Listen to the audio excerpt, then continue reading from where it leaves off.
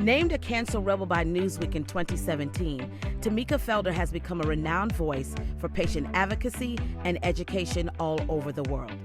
As founder and chief visionary of Cervivor, Tamika empowers those affected by cervical cancer to share their stories for greater personal well-being, patient care, public policy, and vaccine adoption. From presidential panels to global summits, she marches tirelessly towards a future where cervical cancer is a diagnosis of the past. Welcome to the Science of Good, where we sit down with cause leaders who are disrupting the status quo, tackling our toughest societal problems, and seeking better ways to spark change. Hi, everyone. I'm Rashonda Pratt here with my friend and colleague, Kevin Smith. And I'm really excited for another great interview with a cause fighter, change agent, and disruptor, Tamika Felder. Welcome, Tamika. Thank you so much for having me. I'm so happy to be here with you and Kevin. This is great. Listen, Kevin, I am so excited for everyone, for all of us to get to know Tamika and her story and how she's impacting the world for good, my friend. So let's go ahead and get right into this. Tell us a little bit about your path that led you to becoming a founder of Cervivor. You know, if I had a crystal ball and I was thinking about my future, I would never see the founder of a nonprofit, especially one talking about coochie cancer. That would never happen. So, for me, because of my cervical cancer diagnosis, I had to have a radical hysterectomy followed by chemotherapy and radiation therapy. That minute 25, I lost my fertility. And I wasn't in a rush to become a mom, but losing that felt like death. While I didn't lose my life, and I'm grateful that I didn't lose my life, it was horrific. And Mhm. so I got frustrated and I was like, why isn't there anything for cervical cancer? If people are saying we see this all the time, why isn't there something for cervical cancer? And long story short, I did something about it. I created what I wish I had when I was diagnosed with cervical cancer. And that's how Cervivor, Cervivor, was born. And it became that child, right? I couldn't have a physical child. So Survivor became my child that I poured everything into. And I'm so proud of this child today. You know, it ebbs and flows with everything in life, but we are making a global difference in the space of cervical cancer and truly beyond. So much has already been done since you started Survivor. And I Mhm. want to ask you, what does the future look like? Where do you want to be in the next maybe 5, 10, 15 years? I want to look back and look at the fruits of my labor and say we eliminated cervical cancer. Cervical cancer is the first cancer that we can eliminate. We know the cause, we have tools to detect that cause, and we have vaccines to prevent it. So not only can we eliminate it completely, and we're already seeing that happen in places like Rwanda, in Australia, that they are doing it. I just came from the World Cancer Leaders Conference in Long Beach, California, and I'm pumped up. I was there with people from all over the world who are on board for eliminating cervical cancer, and I get to be a part of that. You mentioned some of the countries that have gone a long way toward eliminating Hmm. cervical Hmm. cancer. What have they done that we've yet to do? You know, there's a policy issue here in the United States, and that's a good and a bad thing. So it means we can't necessarily tell people what to do, and it doesn't mean that you don't have the right to an opinion, but it means sometimes you take the science and you're just saying, I don't want to believe the science. There is a movement of people who are very much anti-vaccines, and I look at people who are anti-vaccines a little different, I think, from some people. I think that people who are anti vaccines are people who just want to make the best decisions for them and their children. I don't necessarily Right. think they're bad people, but I think the issue with social media is that social media is a wonderful thing. It's how people find us, it's how we stay connected. We can put something out and get it to the masses immediately. It's also where people can put things that aren't sourced, that are just their thoughts and maybe not the best, and their friends and family take it for gospel. And so that makes it a dumpster fire too. And so one of the things that other countries are doing, they're one, trusting the science, but they're putting those patient stories out there. And so in the United States, I'm working to empower people, and I want them to make their cancer pay. And I want them to know that, yes, your one singular story can make a difference. But what happens if we collectively put all those stories together? Yeah. Yeah, here we are in the middle of Breast Cancer Awareness Month, and football players are wearing pink. Kind of all started with Betty Ford coming out and being open about her cancer. Is there a similar figure associated with cervical cancer? Somebody who's very visible, very vocal? No, because of the stigma, unfortunately, there is not.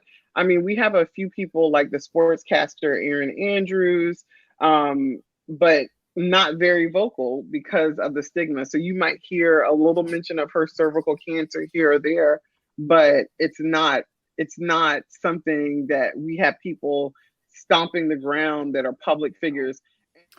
Yeah, what you talked about, I mean, from a behavioral science point of view, is just you mentioned a dumpster fire.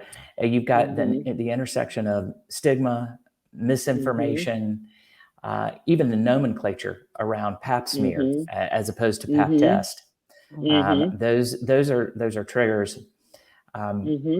There's quite a swirl. You mentioned that you're doing SEO, that you're raising awareness among oncologists, OBGYN sort of thing. That is a really, really labor-intensive way to go about spreading your message. Do you have plans beyond that, more grassroots outreach? Yeah, so we hold meetups. And it's funny because we actually have clinicians reach out to us too. And it's interesting because I always want to know, well, how'd you find us? And most people find us through the hashtag on social media. But the other part that I think people don't know that we're heavily involved in guidelines and research and being on presidential cancer panels. So we work with the government.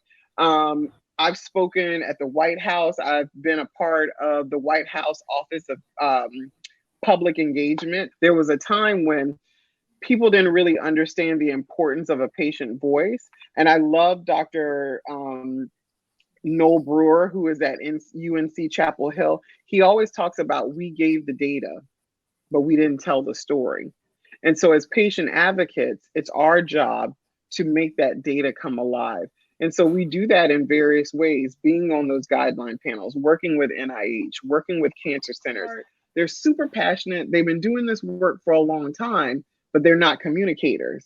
They have all the science, all the data, but they do not have effective ways of communicating it to this world that we all are in now, today, not 10 years ago, not 20 years ago, this world of mass information that we get so much that we can't even keep up with it. We have to move with it. As you said, no one should die from this disease, and yet people do. There's the vaccine, there's the test. Both are very important. Which of those two is the bigger hill to climb? Oh, by far the vaccine. There is so much misinformation out there about the vaccine, and the vaccine is safe, it's effective. But listen, I used to be a broadcast journalist, and I will be the first one to say they did a terrible job in marketing this vaccine. It was first only, marketed to girls.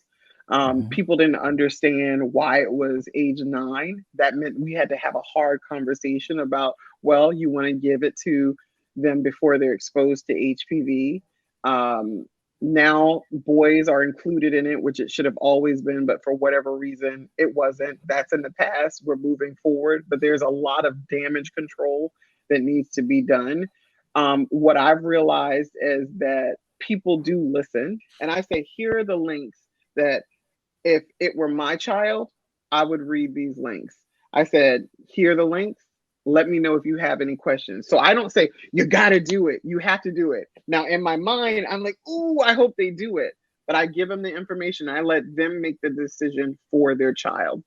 The pediatricians who had a tough go at it, they cowered to the anti-vaxxers. And I get it. I've gotten anti-vaxxers on me in social media and other places, but pediatricians have to stand up and do their job. Also, pediatricians do not see cancer. So they're not looking at it what the gynecologic oncologists or the OBGYNs would see, or the throat surgeons. So they weren't seeing it the same way. So now everybody knows we all have to work together. So we have a lot of work that we have to do because there's so much misinformation out there about cervical cancer, well, specifically the HPV vaccine. And so what I know is we have dedicated people who are willing to do it. So I'm proud of that. Wow, it's interesting to hear that. In listening to you, it seems that misinformation is the main culprit. It's not an optimism bias where someone's going, this isn't going to happen to my child, or I don't want to face the fact that my child may one day be sexually active. It's really, the barrier is misinformation. Oh, absolutely. Because there are people who are like, if you get this vaccine, then your child will be sexually active. That is not true. There's nothing in that vaccine.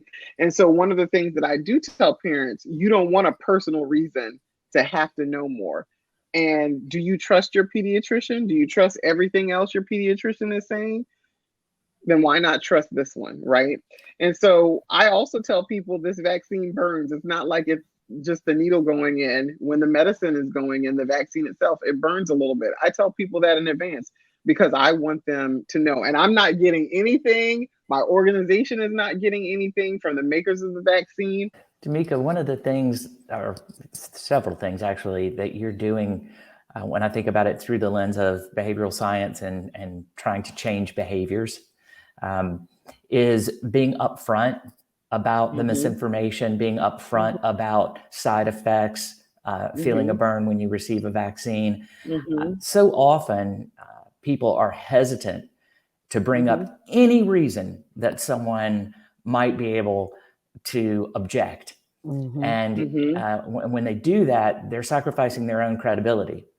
And by saying, let's acknowledge that there is misinformation. Let's acknowledge some of the downsides. If there's side effects, you can communicate.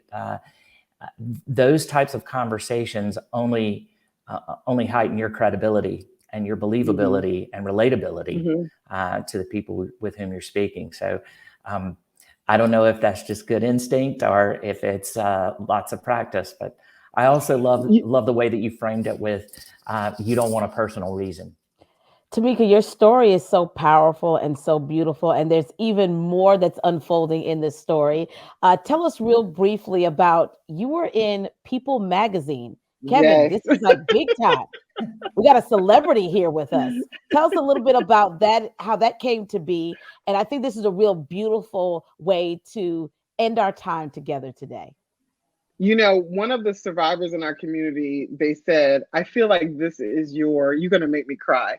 I feel like this is your story full circle. And I have to say, I've had now 11 months to think about it. And I think they're right. And so during the pandemic, a woman who looks more like you, Kevin, and less than Rashonda and I, came into the community virtual.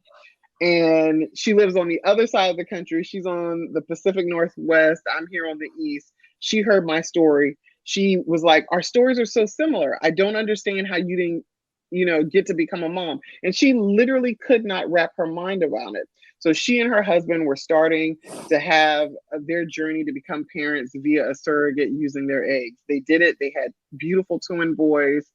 And about a couple weeks after her sons were born, she reached out to me, and it was April Fool's Day of all days. And she says, I hate that you weren't able to become a mom.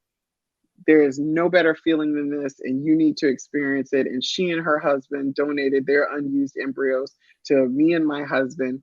And I now have an 11-month-old son that is, I can't even describe it. The community calls him Survivor baby. And so now we have this beautiful modern family and more love to spread throughout this world. Yeah. Man, if that is not the way to end the science of good. It's really incredible. It's been so great speaking with you, Tamika. And one of the reasons I'm glad we got to spend time together this morning is while your story is remarkable and People magazine worthy, the battles that you're fighting as an executive director, looking at stigma, policy, trying to raise awareness, trying to build community, that is something that so many executive directors are out there facing. It is an uphill climb.